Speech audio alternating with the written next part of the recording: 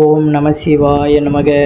தென்னாடுடைய சிவனே போற்றி, எந்நாட்டவருக்கும் இறைவா போற்றி. நம்மள நிறைய பேருக்கு பார்த்தீங்கன்னா ஒரு கெட்ட பழக்கம் அப்படிங்கிறது, நம்ம மனக்கணக்கு போட்டு வைத்திருப்போம். அதிகாலையில் சீக்கிரம் எழுந்திருக்கணும், நம்மளுடைய வேலைகளை செய்யணும், இவ்வாறு வாழ்க்கையில் நம்ம முன்னேறி கொண்டு செல்லணும் அப்படின்னு மனக்கணக்கு நம்ம போட்டாலுமே நடைமுறையில் அதை நம்ம செயல்படுத்த மாட்டோம். இதுதான் பார்த்தீங்கன்னா மனிதர்களிடத்திலே இருக்கின்ற ஒரு பெரிய ஒரு நோயாக இருக்கின்றது.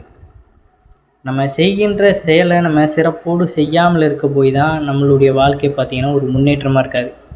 ஏன்னா நம்ம கணக்கு போட்டு வைத்திருப்போம், இன்றைக்கு இதை நம்ம தவறாக செஞ்சிட்டோம், நாளைக்கு சரிவர திருத்தி செய்யணும், அதுக்கே நம்ம ஒரு ப்ராக்டிஸ் எடுக்கணும் அப்படிங்கிற மாதிரிலாம் நம்ம யோசித்து வைத்தாலுமே அதை செயல்படுத்துறது அப்படிங்கிறது தான் அந்த இடத்துல சோம்பேறித்தனமாக இருக்கும். ஆண்களுக்கு நல்ல ஒரு வேலை கிடைக்கணும், குழந்தைகள் நல்ல படிப்பில் முன்னேறணும், வீட்டிலே பார்த்தீங்கன்னா பெண்களுக்கு ஒரு சுய தொழில் தொடங்கணும் அப்படின்னு நிறைய மனக்கணக்கு போட்டாலுமே பார்த்தீங்கன்னா அதை நடைமுறைப்படுத்துவது கிடையாது. ஒரு சிலர் பார்த்தீங்கன்னா அந்த லட்சியங்களுக்காக மட்டுமே அந்த செவிகளை கொடுத்து அதற்கு மேலே மட்டுமே ஃபோக்கஸ் பண்ணி பார்த்தீங்கன்னா வாழ்க்கையில் முன்னேறி கொண்டே இருப்பார்கள். தேவையில்லாத விஷயங்களை ஈடுபட்டு கொண்டு சோம்பேறித்தனமான வாழ்க்கையை அவர்கள் வாழ மாட்டார்கள். அப்படி நம்மளால் நினைக்கிறோம் ஆனால் அதை நடைமுறைப்படுத்த முடியலை அப்படிங்கிறப்ப பார்த்தீங்கன்னா இந்த ஒரு பச்சை கற்பூரத்தையும் தீபத்தையும் வைத்து இந்த பரிகாரத்தை நம்ம பண்ணும் பொழுது நம்ம நினைக்கின்ற அந்த விஷயங்களை நம்ம சீக்கிரமே செய்யக்கூடிய ஒரு வழியானது நமக்கு கிடைக்கும் அப்படிங்கிறது தான் நம்ம இந்த பதிவில் தெரிந்து கொள்ள போகிறோம். ஏன்னா நம்பிக்கையுள்ளவர்கள் பார்த்தீங்கன்னா இதை தொடர்ந்து இந்த பரிகாரத்தை செய்யும் பொழுது நீங்கள் ஆட்டோமேட்டிக்காக பார்த்தீங்கன்னா நீங்கள் நினைத்தது எல்லாமே நீங்கள் டக்குன்னு செய்து கொண்டு வாழ்க்கையில் பார்த்தீங்கன்னா அடுத்தடுத்த ஸ்டெப்புக்கு போக முடியும். ஏன்னா நம்பிக்கையோடு நம்ம செய்யும் பொழுது தான் எதுவுமே நமக்கு நடக்கும். இந்த பரிகாரத்தை நம்ம இதை செய்தால் நமக்கு என்ன நடக்க போகுதுன்னு அந்த சோம்பேறித்தனம் இருந்ததுன்னா எதுலேயுமே பார்த்தீங்கன்னா நம்ம முன்னேற மாட்டோம். எதையுமே அந்த அக்கறையோட இன்ட்ரெஸ்டோடு நம்ம எடுத்து பண்ணும் பொழுது தான் அதில் நமக்கு ஒரு நம்பிக்கையின் பலனானது நமக்கு கிடைக்கும். எதையுமே நம்ம உதறி விட்டுட்டு துச்சமாக நினைக்கும் பொழுது நமக்கும் அந்த செயல்பாடும் பார்த்திங்கன்னா நம்மளையும் அப்படி நினைத்து விட்டு போயிடும். அதனால் தவறாமல் பார்த்திங்கன்னா இந்த ஒரு வழிபாடு முறையை நீங்கள் செய்யும் பொழுது உங்களுடைய வாழ்க்கையில் நீங்கள் நினைத்த அந்த எண்ணத்துக்கும் போக முடியும், அந்த நிலையையும் அடைய முடியும் அப்படிங்கிறது தான் இதில் நம்ம தெரிந்து கொள்ள போகிறோம். நம்மளுடைய சேனலுக்கும் முதன்முறையாக வரவங்க சப்ஸ்கிரைப் பண்ணி வச்சுக்கோங்க. மறக்காமல் உங்களுடைய நண்பர்களுக்கும் இந்த பதிவானதை பகிர்ந்து கொள்ளுங்கள். இந்த பரிகாரத்துக்கு பார்த்திங்கன்னா 2 இலைகளுமே தேவைப்படுது. அது அரசிலை, அப்புறம் பார்த்திங்கன்னா வெற்றிலை. இந்த 2 இலையும் பார்த்திங்கன்னா கட்டாயம் எடுத்துக்கொள்ளுங்கள். ஒரு சிறிய துண்டு பச்சை கற்பூரத்தையும் எடுத்துக்கோங்க. பூஜை அறையில் தான் பார்த்திங்கன்னா இந்த பரிகாரத்தை நம்ம செய்ய வேண்டும். எப்போதும் போல் பூஜை அறையை அலங்காரம் செய்து பூஜை அறையில் தீபம் ஏற்றி வைத்து விடுங்கள். ஒரு சிறிய தாம்பூலத்தட்டில் வெற்றிலைக்கு மேலே அரச இலையை வைத்து கொள்ள வேண்டும். அரச இலைக்கு மேலே ஒரு பச்சை கற்பூரத்தை அந்த கற்பூரத்தை ஏற்றி வைத்து விடுங்கள். நீங்கள் எண்ணிய எண்ணங்கள் அனைத்துமே ஈடேற வேண்டும். முயற்சி எடுக்கும்போது உங்களுடைய மூளையோ மனதோ பின்னடையக்கூடாது என்று மனதார வேண்டிக் கொண்டு இந்த கற்பூர ஆராத்தியை பார்த்தீங்கன்னா இறைவனுக்கு காண்பித்து விட்டு அந்த ஆராத்தியை உங்களோட முன்பாக அதை வைத்து கொள்ளுங்கள். நீங்களும் அந்த ஆராத்தி தட்டுக்கு முன்பாக பூஜை அறையிலேயே இறைவனை பார்த்தவாறு பார்த்தீங்கன்னா அமர்ந்து கொள்ளுங்கள். அதற்கப்புறம் பார்த்தீங்கன்னா இப்போது இறைவனை மனதார நினைத்து உங்களுக்கு என்ன தேவையோ, என்ன எண்ணங்கள் ஈடேற வேண்டும் அதை பிரார்த்தனை செய்து கொள்ளுங்கள். இதை எந்த நாளில் செய்ய வேண்டும்? ஞாயிற்றுக்கிழமையில் பார்த்தீங்கன்னா செய்தால் மிக மிக சிறப்பு. தினந்தோறும் உங்களால் இதை செய்ய முடியும் என்றாலும் செய்யலாம். உங்கள் எண்ணங்கள் ஈடேறும் வரை அல்லது உங்களுடைய தினசரி வேலையில் உங்களுடைய முயற்சிகள் பின்னடைவு ஏற்படுகிறது, ஏதோ ஒரு சோகம் உங்களுக்குள்ளே வந்துவிட்டால் உடனடியாக பார்த்தீங்கன்னா இந்த பரிகாரத்தை நீங்கள் செய்து பயனடையலாம்.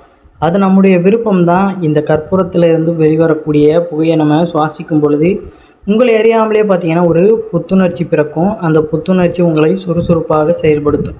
உங்களுடைய எண்ணங்களையும் பார்த்தீங்கன்னா நிறைவேற்றி வைக்கும் அப்படிங்கிறதான் நிதர்சனமான ஒரு உண்மை. ஏன்னா நம்ம இதையே தினந்தோறும் நம்ம குறிப்பிட்ட டயத்தில் இறைவனுக்கு முன்பாக அமர்ந்து எந்த ஒரு இது இருக்கக்கூடாது, அது எப்படி சொல்வது, ஒரு அவசரம் இருக்கக்கூடாது.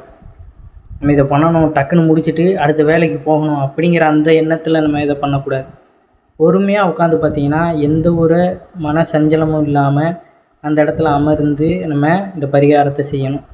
ஒரு சிறிய தாம்பூலத்தட்டு முதல்ல பார்த்திங்கன்னா நம்ம அந்த தாம்பூலத்தட்டுக்கு மேலே பார்த்திங்கன்னா வெற்றிலையை வைத்து அதற்கு மேலே அரசலையை வைத்து ஒரு துண்டு அந்த பச்சை கற்பூரத்தை வைத்து மனதார இறைவனை நம்ம வேண்டிக் கொண்டு நம்ம என்ன செய்ய முற்படுகிறோமோ, ஒரு பிஸ்னஸ் தொடங்குகிறோம், இல்லை வேலையில் ஒரு முன்னேற்றம் இல்லை, எதையுமே நம்மளால் சரியாக கற்றுக்கிட முடியலை அப்படிங்கிற பட்சத்தில், ஏன்னா வேலையில் எல்லாராலையும் பார்த்திங்கன்னா எல்லாத்தையுமே கற்றுக்கிட முடியும், அதை செயல்படுத்தவும் முடியும், முன்னேறவும் முடியும். அந்த இன்ட்ரெஸ்ட் அப்படிங்கிறது அந்த சோம்பேறித்தனம் இல்லாமல் இருக்கும் பொழுது தான் நம்மளால் அதை கற்றுக்கிட முடியும். ஏனோ தானோ அப்படின்னு நம்ம வேலை செய்யும் பொழுது பார்த்திங்கன்னா எதுவுமே நம்மளால் கற்றுக்கொள்ள முடியாது. எல்லா மனிதர்களுக்கும் பார்த்திங்கன்னா அடிப்படையாக இருக்கின்ற திறமைகள் எல்லாமே இருக்கத்தான் செய்யுது. சிறு குழந்தையில இருந்து அனைவருமே பார்த்திங்கன்னா அந்த கற்றுக்கொண்டு வளரத்தான் அவர்களுடைய திறமையானது வெளிப்படுகின்றது. இப்போ போட்டிகளில் நிறைய பேர் நல்லா வென்று தங்கப்பதக்கங்கள்லாம் வாங்குகிறாங்கன்னா அவர்கள் அடிப்படையிலேருந்து அந்த சிறு வயதிலேருந்து பார்த்திங்கன்னா அதற்காக உழைத்து உடம்பை தயார் பண்ணி அதில் வெற்றி அடைகிறாங்க. அந்த மாதிரி தான் பார்த்திங்கன்னா சில பேர் நம்மளால் இயற்கையாக பார்த்திங்கன்னா அது சில பேருக்கு ஒரு சோம்பேறித்தனமாகத்தான் இருக்கும். அப்படி இருந்தாலுமே பார்த்திங்கன்னா நாம் தான் நம்மளுடைய உடலையும் மனதையும் பக்குவப்படுத்தி அலைபாய விடாமல் ஒன்றுநிலைப்படுத்தி கொண்டு வரணும். அதற்கு இந்த மாதிரியான ஆன்மீகம் சார்ந்த பரிகாரங்கள் பார்த்திங்கன்னா நமக்கு உதவிகரமாக இருக்கும். சில பேருக்கு இயற்கையிலே பார்த்திங்கன்னா அதிலிருந்து மீண்டு எப்படி போகணும் அப்படின்னு தெரியும். சில பேருக்கு அதிலிருந்து எப்படி வரணும் அப்படிங்கிறது தெரியாத பட்சத்தில் வீட்டிலே பார்த்திங்கன்னா இப்படி சிம்பிளாக நம்ம இந்த பரிகார முறையில் செய்யும் பொழுது இதன் மூலியமாக ஆன்மீகமும் அறிவியலும் சார்ந்த அந்த நன்மைகள் நமக்கு ஏற்படும். அதற்கு தான் பார்த்திங்கன்னா ஒவ்வொரு விஷயங்களையும் நம்ம கருத்துக்களாகவும் ஆன்மீகம் சார்ந்த விஷயங்களாகவும் நம்ம பகிர்ந்து கொண்டு வருவது. நம்பிக்கையோடு பார்த்திங்கன்னா இதை நம்ம செய்யும் பொழுது கண்டிப்பாக இதில் ஒரு பலன் கிடைக்கும். இதில் நம்ம சோம்பேறித்தனம் பண்ணாமல் தினம்தோறும் நம்ம பண்ணும் பொழுதே நம்ம செய்கின்ற வேலைகளையுமே நமக்கு ஒரு சுறுசுறுப்பு ஏற்படும். எப்பொழுதுமே உடம்பை பார்த்திங்கன்னா இரவு நேரத்தில் நல்லா தூங்குங்க. அதிகமாக கண் விழித்து கொண்டே இருக்கும் பொழுது தான் மறுநாள் செய்கின்ற வேலைகளில் பார்த்திங்கன்னா நமக்கு சோம்பேறித்தனம் ஏற்படும். ஏன்னா உடம்பு அவ்வளோ டயர்டாக இருக்கும் பொழுது நம்ம எந்த ஒரு வேலையும் செய்தாலுமே சோம்பேறித்தனமாகத்தான் இருக்கும்.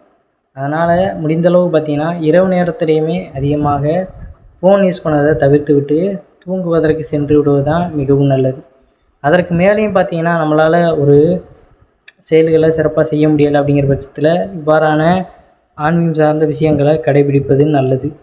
தினந்தோறும் காலையில் எந்திரிக்கணும் அப்படின்னு நம்ம முயற்சி செய்தாலுமே வாரத்திற்கு எத்தனை 7 நாட்கள் இருக்கிறது. 7 நாட்களில் நம்ம எந்திரிக்கலைனாலும் 2 நாட்கள் முதல்ல நம்ம ஸ்டார்டிங்கில் எந்திரிக்கிறோம். அடுத்து போக போக பார்த்திங்கன்னா அந்த 2 நாட்கள் நம்ம எழுந்து கொண்டே இருக்கும் பொழுது அப்படியே நமக்கு தினம்தோறுமே பழக்கமாகும். ஏன்னா ஒரு தடவை நம்ம தூங்கும் பொழுது நினைத்து கொள்ளணும், இத்தனை மணிக்கு நம்ம எந்திரிக்கணும் அப்படின்னு மனதார நினைத்து கொண்டு தூங்கும் பொழுது பார்த்திங்கன்னா கட்டாயம் காலையில் அத்தனை மணிக்கு நம்ம எந்திரிப்போம். அதனால் நமக்கு இப்போ ஒரு டைம் இருக்குது, வேஸ்ட்டாக ஒரு டைம் இருக்குன்னா அந்த நேரத்தில் நம்ம பயனுள்ளதாக நம்ம ஏதாவது ஒரு புத்தகங்கள் படிப்பது இல்லை வேறு எதாவது நம்ம தெரிந்து கொள்வது அப்படிங்கிற விஷயத்தில் ஈடுபடும் பொழுது அந்த நேரத்தில் நம்ம நல்ல ஒரு ஸ்கில்ஸை வளர்த்து கொள்ள முடியும்.